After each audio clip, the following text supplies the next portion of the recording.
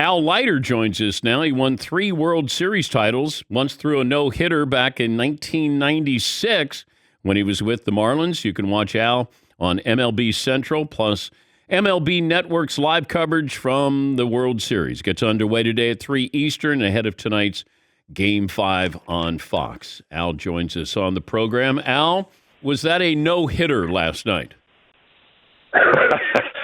Yes, it was, Dan.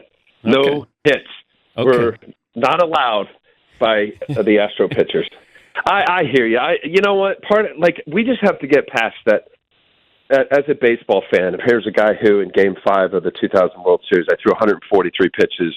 We ended up losing to the Yankees, but I was so appreciative to this day that Bobby Valentine kept me in the game. Unlike last night, where there's a chance for Javier to come back and maybe in a Game 7. So it all plays in. Yeah, we lose potential great moments for probably the right move of not having a guy stay in. But likely he would have had to have thrown 130, 140 pitches if they kept him in to throw a no-hitter. Yeah, I had no problem with what Dusty did. Dusty's got to win a World Series. Now, he doesn't have a managerial World Series. He doesn't give a damn about history. He doesn't want to be history from the standpoint of the Phillies, an improbable World Series victory. And I'm not a big analytics guy, but I think he made the right decision, obviously. In the moment, I thought, yes, you take him out. This kid's 25. He doesn't pitch usually past 6 or 7 innings. And no issue with it. And if you feel like your bullpen's ready to go, he'd made the right move. No doubt. And the bullpen being lined up.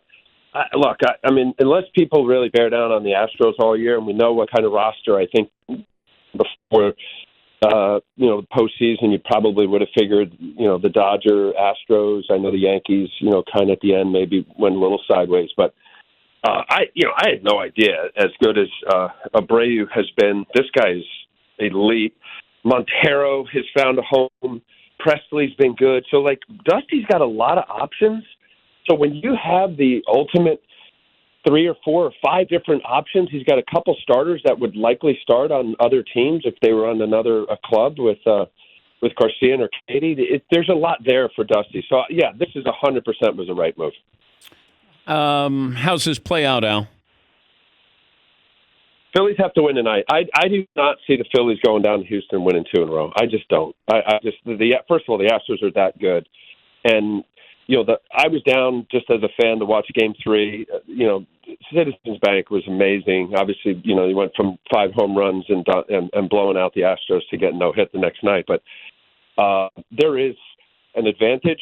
But the only advantage is that you have to get your crowd behind you, and in order to do so, you got to score early. You got to figure out a way to make it compelling so that you add a little more pressure to the opposing pitching staff. And we'll see. Verlander's he's going to the Hall of Fame. He's going to win another Cy Young. So I think he should have ice in his veins. And if there's a way that you can create an early run, that's what you try to do.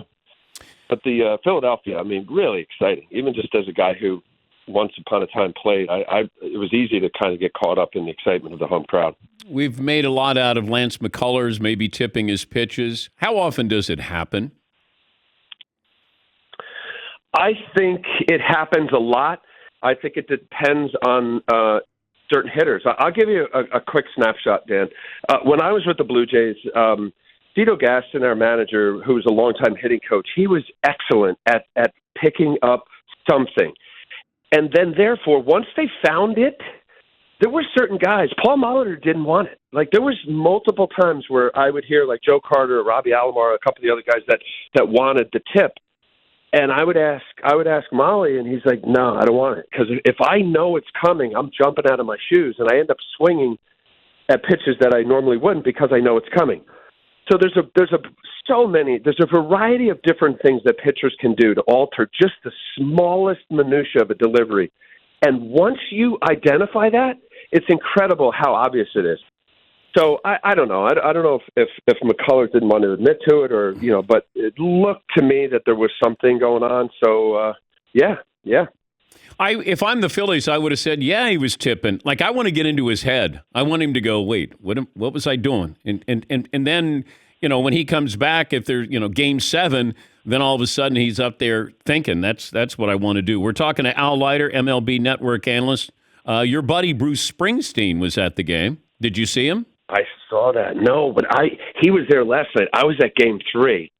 So, oh my God, I watched and listened to the Howard Stern interview. I guess it was the first time that Bruce was ever on. Yeah. Did you watch it or hear it? I heard a lot of it. Oh my God, it was fantastic. Howard can pull it out of people, right? He can kind of disarm you as you do. And I never heard Bruce go into detail of some real personal stories.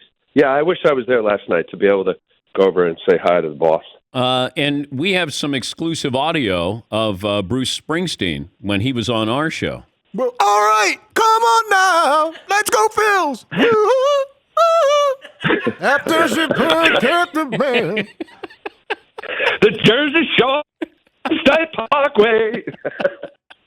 You know what bothers me? Okay, Springsteen baseball fan Al, he said that he could throw the speedball by you. Why not say fastball? Make you look like a fool. Yeah, no, he couldn't. Okay. I joked with my kids because Bruce was very good to me over the years, going to concerts and stuff. He was just great. And my kids, when they were little, I told them that he wrote that song for me. And my kids for the longest time like, really? Yeah, because they knew I was I would go to the concert. You know how the crossover, everybody being nice to people. And then I eventually was like, no, he didn't sing that for me. I mean, Jesus. All right. I know you got to go. I know you got to be on TV. Yeah. Thanks for joining us. By the way, Smoltzy's on there. I think Smoltzy's been doing great, and I'm not just sucking up. I really enjoyed listening to him breaking it down. I actually was texting my son. I was like, listen to this, man. He's got some good stuff. Thanks, Al. All right. See ya. Al Leiter. You can watch Al on MLB Central, plus MLB Network's live coverage from Citizens Bank Ballpark. Gets underway at 3 Eastern.